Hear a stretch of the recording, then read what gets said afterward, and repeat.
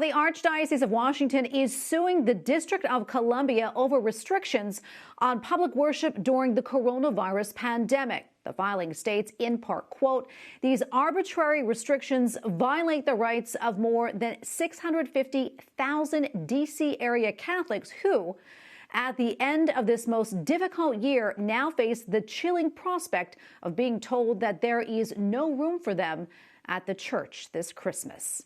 Joining me now on Skype is Montse Alvarado, Vice President and Executive Director at Becket, a nonprofit law firm dedicated to protecting religious freedom. Becket is representing the Archdiocese of Washington in this case. Montse, welcome back. Always so great to see you.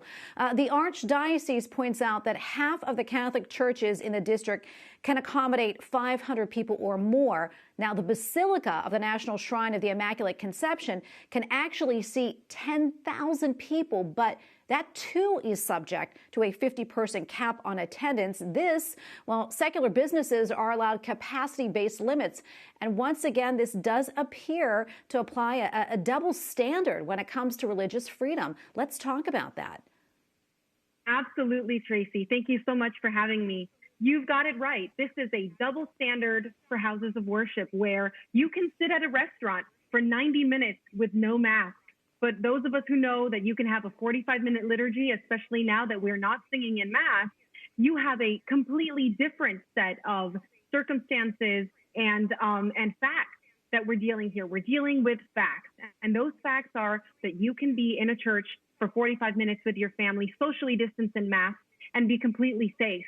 And the Archdiocese is asking the district court to allow it to hold the safe, socially distanced, mask-wearing worship service in time for Christmas.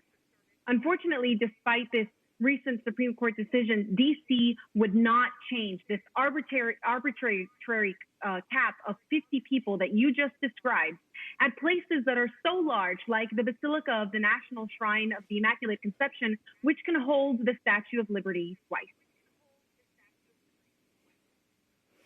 Yeah, it really is a little unbelievable. Montse, has there been any response from D.C.'s Mayor Muriel Bowser on this and any reasons given for the difference? You know, the Archdiocese has been working with D.C. for months, and it has an exemplary safety record of thousands of masses with no known COVID spread. So it was really rare and really bizarre that the district wasn't willing to come to the table and have a discussion about what it meant to open churches back up with proportionality. That's the word that Cardinal Gregory has been using. Proportionality, the idea that when you have these large spaces, you can fit more people and still be safe. Yeah, and as you know, this is just the latest in a series of challenges to state limits on public worship during this pandemic. Last month, the Supreme Court ruled in favor of the Brooklyn Diocese and Orthodox Jewish synagogues in their case against New York's COVID restrictions. What influence, if any, do you think this will have on this lawsuit? Oh, a huge influence, Tracy. The law here is clear. If D.C. can allow restaurants to have hundreds of patrons, often wearing no masks at all, for alcohol and meals, then it has no reason to say that the Archdiocese can't hold safe, socially distanced mass for Christmas Eve. And the Supreme Court made that very clear. These arbitrary caps cannot be placed on these synagogues and these houses of worship. And the targeting that was being done by Governor Cuomo was 100% unconstitutional. Yeah, and one thing I also want to point out, the lawsuit points this out, that there's an immediacy here as we're in the season of Advent with Christmas fast approaching. What exactly does the Archdiocese of Washington, what is it requesting? You've got 11 days to go to Christmas. They just want to get rid of those caps. They want to get rid of those 50-person limits for the larger churches and the larger basilicas, where they can hold more people and bring the Eucharist and the essential nature of their faith to the people. All right, Montse, we have about 30 seconds left. Any final thoughts?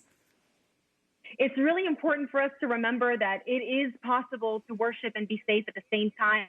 I think the Cardinal is at the forefront of this important fight, making a point about what's reasonable, that people shouldn't be afraid. John Paul II told everyone, be not afraid. Remember, we can be together and worship at the same time. All right, great point. We'll leave it right there. Thank you so much, Montse. Always great to have you on. Montse Alvarado, Vice President and Executive Director at Becket. Thanks again. Thanks, Tracy.